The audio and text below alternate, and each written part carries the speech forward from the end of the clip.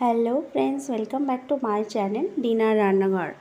আজকে আমি তোমাদের করে দেখাবো রুই মাছের সর্ষে। মাছ তো সবারই প্রিয়, বাঙালিদের খুব প্রিয়, তাই মাছ আমি বিভিন্ন রকম করে রান্না করি, আর যে রান্নাটা খুব ভালো হয় সেটাই কিন্তু তোমাদের সাথে শেয়ার করি। চলো তাহলে দেখে নিই ঝটপট করে রেসিপিটা, যে আমি কিভাবে রান্না করেছিলাম।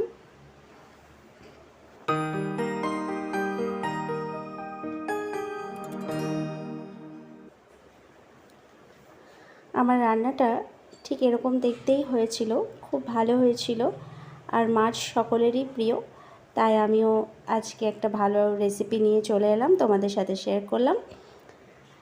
তো এখানে আমি নিয়ে নিয়েছি রুই মাছ। রুই মাছের পেটি পিসটা নিয়েছি, গাদার পিসটা দেখতে পাচ্ছ। তো সেগুলো আমি নুন হলুদ দিয়ে মাখিয়ে রেখেছি। এই অল্প কটা উপকরণ দিয়েই কিন্তু আমি রান্নাটা করব। এখানে নিয়ে নিয়েছি আমি 3 চামচ মতন সর্ষে আর কিছু কাঁচা লঙ্কা, আর তার সাথে দিয়ে নিলাম 1 চামচ মতন লবণ। লবণটা তোমাদের স্বাদ অনুযায়ী। আর লবণ দিয়ে বাটলে কি হয়, লবণ দিয়ে বাটলে কিন্তু সর্ষেটা তেতো হবে না। আমি সেই সর্ষেটা বেটে নিলাম, আর এখানে সেই নুন হলুদ মাখানো মাছের পিসগুলো কিন্তু আমি ভেজে নিচ্ছি। অবশ্যই আমি রান্নাটা সর্ষের তেলের মধ্যেই করছি। এইভাবে আমি কিন্তু একটু কড়া করে ভেজে নিলাম। ভেজে নিয়ে একে একে তুলে নিচ্ছি। তো নুন হলুদটা আগে থেকে মাখিয়ে রেখেছিলাম।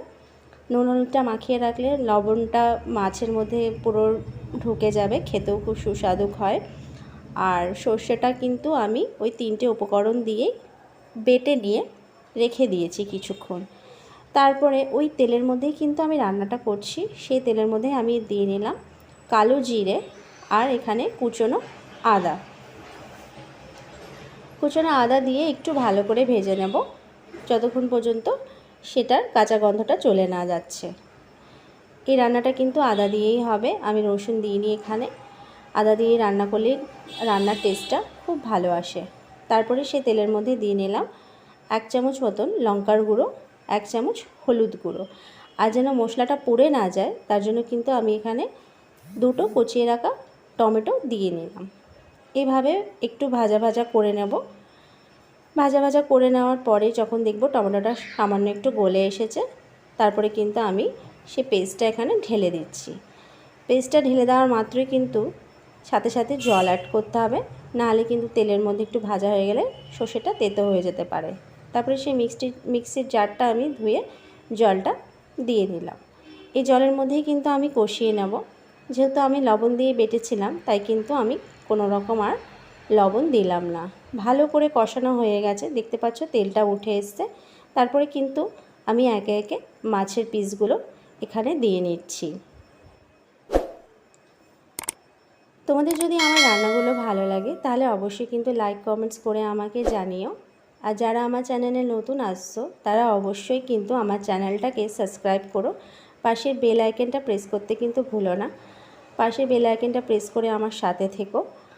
আর যারা আমার চ্যানেলটাকে সাবস্ক্রাইব করে দেখছো তাদের অসংখ্য ধন্যবাদ। এইভাবে কিন্তু আমি সেই সর্ষের মধ্যে দিয়ে 5 মিনিট মতন আবার ফুটিয়ে নিয়েছি।